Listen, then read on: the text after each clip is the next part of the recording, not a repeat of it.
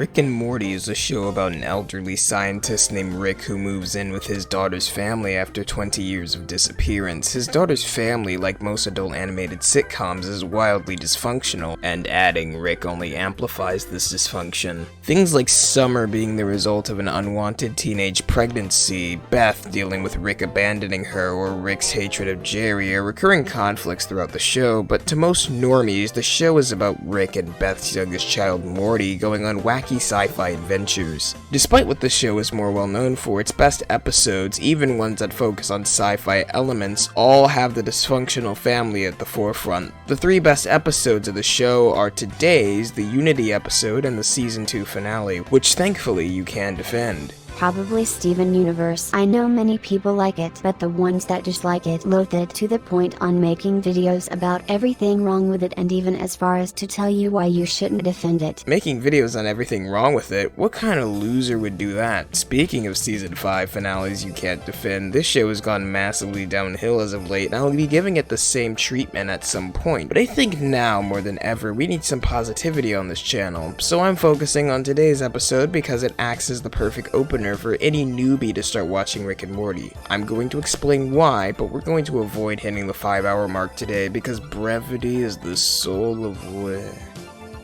Aren't you a right opinion, Ed?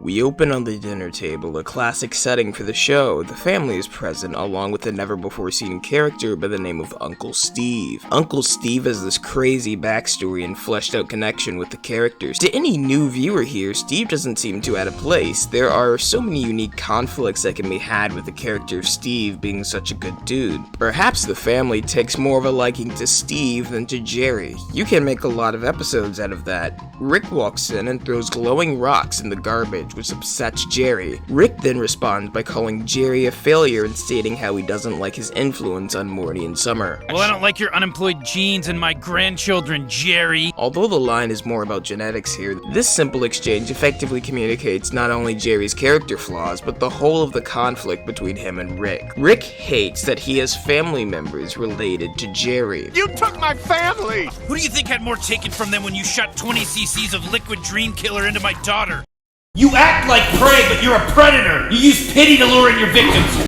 Following this, Rick realizes that Steve is completely out of place and shoots him in the head. This is the setup to an interesting facet of the show that is instantly subverted. Subverting expectations on its own does not make a story good, a certain film is proof of that, but the problem with Ray's parents being no one is not the fact that it didn't meet our theories, but it's that they took an interesting plot point, said that it doesn't exist, and made it so that the plot point couldn't be used again unless the writer of the next film wanted to commit a heavy retcon. Luckily, that would never happen. This episode takes an interesting plot point, says that the plot point doesn't exist, and then uses it to transition into a completely new plot point. That is how you execute a proper subversion. However, while fans of the show's hopes for another Citadel episode have likely been dashed, for a new viewer, this subversion is the perfect hook for the show. Subversion is a heavy part of Rick and Morty's tone, and this gets the viewer invested. I'm only 55 seconds in, and I could stop here, but there's a lot more episode to dissect, but let's be more concise.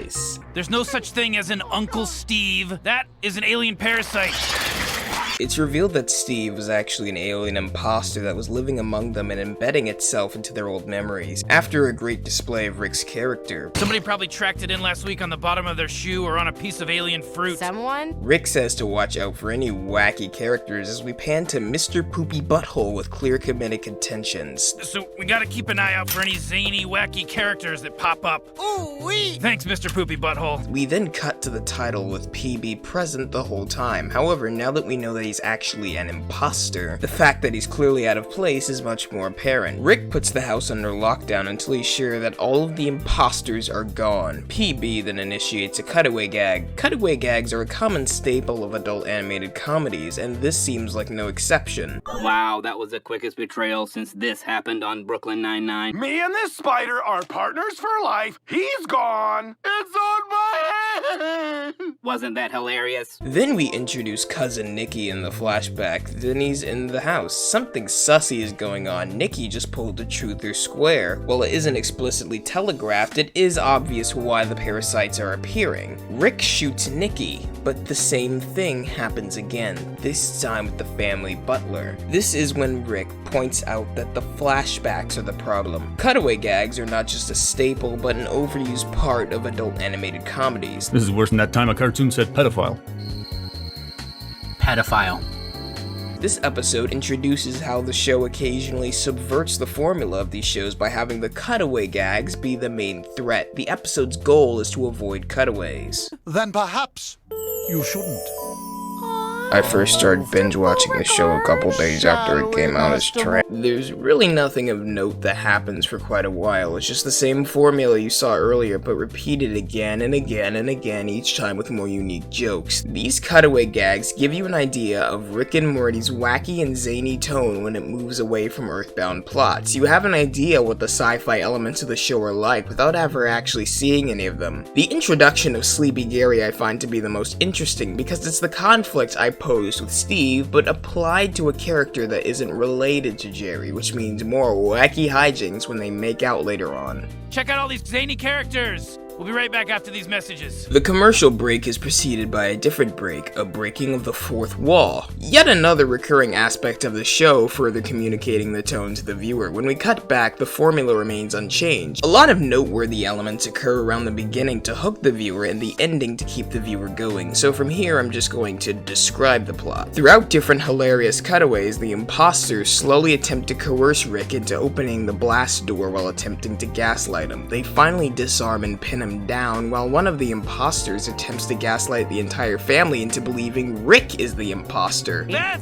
I'm your father! Oh, are you, Dad? Are you? Finally, in their first one-on-one interaction, Rick and Morty butt heads as both are under the presumption that the person they're talking to are imposters. This interaction prompts Morty to take Rick's gun and execute him in his garage. Morty gives him one last chance and says that everyone remembers him as a friend, to which Rick replies with this. Well, I remember you as a whiny little piece of shit. I've got about 1,000 memories of your dumb little ass, and about 6 of them are pleasant. Do us both a favor and pull the trigger! Do it, motherfucker! Pull the trigger! It's at this point that Morty realizes that parasites only infect people with positive memories, and Rick is the source of negative life experiences and even partial trauma for Morty. We then cut to a montage of Rick's neglect of Morty, the borderline abuse Morty has suffered at the hands of Rick. Morty just thinks Rick spilling his guts and begging Morty to execute him was all part of his plan. Isn't that what you were trying to make me understand? Well, yeah, Dadoy.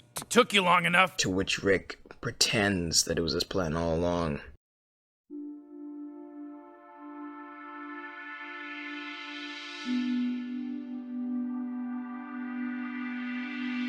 I think if this is your first episode, there's a fundamental question that you're asking. If Rick hates Morty, and Morty suffers trauma at the hands of Rick, why is the show called Rick and Morty?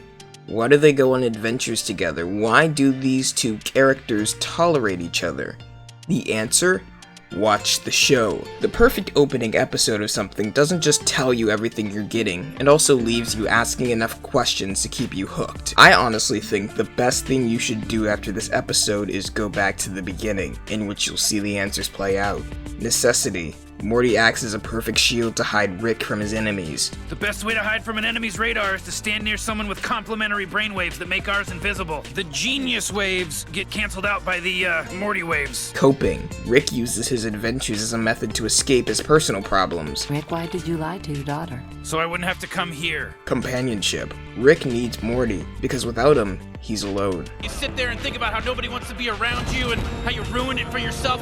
Look at you sitting there, king shit on his throne of loneliness. The saddest piece of garbage in the entire cosmos. Despite my gripes with Season 5's finale, which we'll get into in a later video, one thing it does accent is the true loneliness of Rick. In the confrontation with Morty, Rick tells Morty to pull the trigger and to end his life after believing that Morty himself is not real. When Rick believes he's alone, he's not afraid to die, as most evident in the heartbreaking scene at the end of the Unity episode. When viewed as a first-time episode, it gives you a full slice of everything the show has to offer, when viewed in its complete context, you truly begin to understand how this is the quintessential Rick and Morty episode.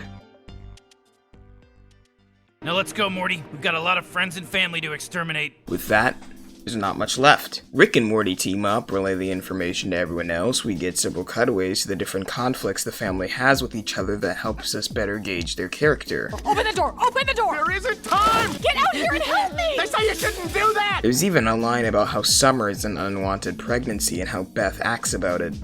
Morty, give a gun to the lady that got pregnant with me too early and constantly makes it our problem. Once every imposter has been ejected, they all go back to dinner. Except, Mr. Poopy Butthole is still intact. Beth noticed that something sussy is among them, so she shoots PB, but he bleeds real blood. The scene is played dead straight, with the characters crying, Beth drinking, and a scene of PB in recovery, with such a heartbreaking line. He told me to tell you he's sorry you didn't have bad memories of him. Despite the dark tone, the audience is laughing. I certainly was. Especially with another tonal shift in the final line of the episode. And that's the way the news goes. The audience's expectations for how the episode would end, with the last imposter being shot, have been subverted in a rather amusing manner. And this is the show showing off its tone one last time before ending. What an episode. I urge any viewer who has a friend who hasn't seen the show to start them out on this episode. It is absolutely perfect to get them engaged. Such a strange concept is executed in such a superb way.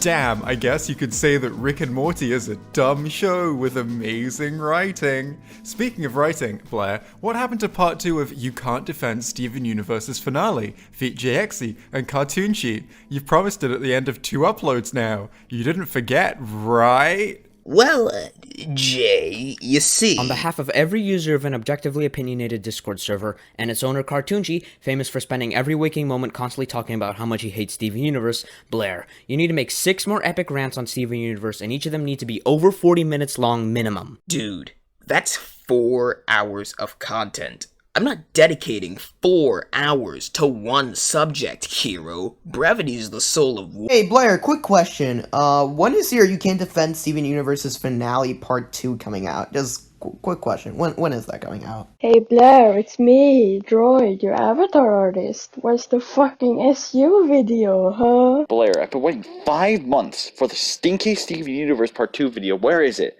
God damn it, where is it? What about part 2 of the Steven Universe video, Blair? When are you uploading the second part to the Steven Universe video? It's been half a year. Get your shit together. Shut the fuck up. Fine. Listen. You want to know what happened to it? Well, the truth is that I'm not making it for a long time. Don't get me wrong, I do want to make it. In fact, it's the video I'm anticipating making the most outside of my next video, but at this moment, I am literally incapable of making it. The very last thing I said in the video was that I hoped it changed people's minds. Of course, I view an egotistical approach to proving everyone wrong to be dickish, which is ironic considering my subsequent parade on Twitter, but I always wanted the video to make an impact on the fandom, to explain how the critics work, and to show that the show's biggest defense was a lie. Despite its inflammatory title, I genuinely believe that the video could calm things down between what remains of the fandom, who feel misunderstood due to what they believe was the show's writing being killed by the network, and the critics, who were hurled a sea of death threats because the fans didn't understand how they functioned. But despite this video doing amazing for my channel, in the grand scheme of things, it underperformed criminally. 15,000 views is not enough to sway an entire fandom. It's been 7 months since that video came out, and things have only gotten worse. Everywhere I go, everywhere I look, I always see the same points that I debunked in my video made everywhere. Jay pinned a comment linking to my video on hers, and even in those very comments, I still see people perpetuating this rumor. It's everywhere. It's far more prominent than it was back in January. My videos had quite the reach. Recently, a bastardized version of my points trickled onto YouTuber Leah C's Discord server. Leah was then led on to believe that I blamed the Downey episodes for why they didn't pick up the pieces. I said that the show needed to explore character and world building to succeed. Are the Townies not characters? Is Beach City not part of the world? Until my points have a significant effect on the views of the fandom, and aren't being misrepresented by fucking goobers on Discord embarrassing it in front of large creators, then you're not getting a part 2. I've written 2 versions of the script, one of which was as long as the previous part, but I scrapped them both because there is a missing key element, a change in the status quo. I want to top part 1 with the most off-the-wall shit you've ever seen, but in order to do that, I need my points No, I need the truth to have some form of reach and impact, because now, walking through the Steven Universe fandom, I see so many people who don't know the full story. The fandom has a lot of misconceptions, and I think I can name one that irks me most of all. But for now, let's sit back and celebrate how far we've come in the past year. 1K, a 50-minute video essay with 2 creators I've been watching for a long time. I know I don't upload much, and I plan to change that, but for now, I think I've earned myself a quick break. So let's turn on the TV with the buddies and watch some Rick and Morty, because there will never ever be another shred of normalcy after this.